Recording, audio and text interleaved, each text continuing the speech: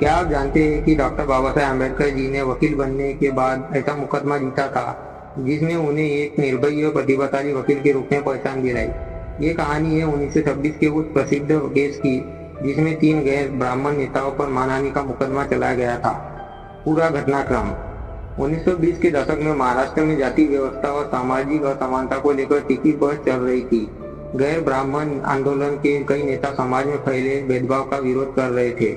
इसी दौरान 30 गैर ब्राह्मण कार्यकर्ताओं ने एक पुस्तक प्रकाशित की। इस पुस्तक में उन्होंने ब्राह्मणवादी व्यवस्था और जातिगत भेदभाव की कड़ी आलोचना की। पुस्तक में कुछ ऐसे कथन भी थे जिन्हें कुछ ब्राह्मण नेताओं ने अपमानजनक माना। इसके बाद उन 3 लेखकों के खिलाफ मानहानि का मुकदमा दायर किया गया। मामला अदालत तक पहुंचा और तीनों को अपनी ओर से एक सक्षम वकील की जरूरत थी। तब उन्होंने डॉक्टर बाबा साहेब अम्बेडकर जी से संपर्क किया, जो उस समय बॉम्बे हाई कोर्ट में वकालत कर रहे थे और अपनी विद्वत्ता के लिए प्रसिद्ध हो रहे थे। बाबा साहेब जी की दलील। अदालत में बाबा साहेब जी ने तर्क दिया कि पुस्तक का उद्देश्य किसी व्यक्ति विशेष का अपमान करना नहीं था। उन्होंने कहा कि लेखकों ने समाज में मौजूद समस्या और भेदभावपूर्ण प्रथाओं की आलोचना की है और सामाजिक बुराइयों की आलोचना को मानहानि नहीं माना जा सकता। बाबा साहेब जी ने यह भी बताया कि अभिव्यक्ति की स्वतंत्रता और सामाजिक सुधार के लिए आलोचना आवश्यक है। यदि समाज की बुराइयों पर सवाल उठाना ही अपराध मान लिया जाए तो सुधार असंभव नहीं होगा। उनकी कानूनी समझ, तथ्यों की प्रस्तुति और प्रभावशाली तर्कों ने अदालत को प्रभावित किया।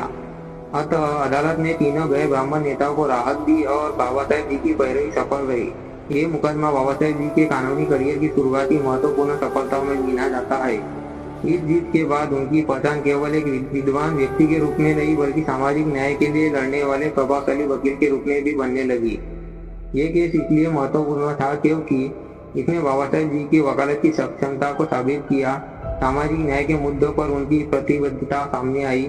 दलितों और गैर ब्राह्मण समुदायों का उन पर विश्वास और मजबूत हुआ। आगे चलकर यही नेतृत्व उन्हें देश के सबसे बड़े सामाजिक न्याय आंदोलनों का प्रमुख चेहरा बनाने में सहायक बना। 1926 का यह मुकदमा केवल एक कानूनी लड़ाई नहीं था बल्कि विचारों की स्वतंत्रता और सामाजिक न्याय की लड़ाई भी था।